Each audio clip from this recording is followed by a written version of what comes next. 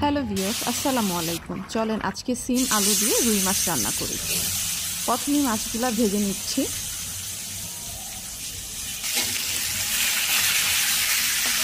মাছ ভাজা তেলের মধ্যেই তরকারিটা রান্না করব।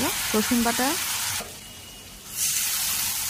হলুদ, মরিচ, ধনিয়ার গুঁড়া, লবণ দিয়ে ভালো করে কষিয়ে নিব।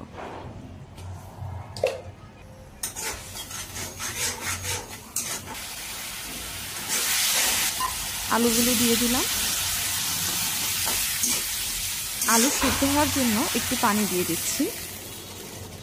এবার 5 মিনিটের জন্য ঢেকে দিব। এখন সিমগুলো দিয়ে দিলাম।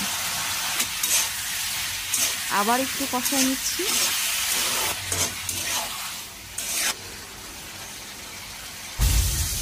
ঝোলের পানি দিয়ে দিলাম। আবার 10 মিনিটের জন্য ঢেকে দিলাম।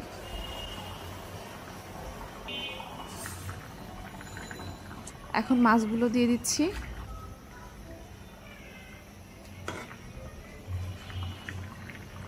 ভাজা জিরার গুঁড়া, টমেটো, পরিশেষে ধনিয়া পাতা দিয়ে নামিয়ে নেব।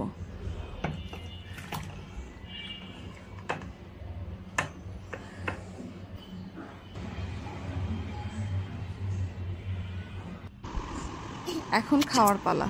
ধন্যবাদ সবাইকে। আসসালামু আলাইকুম।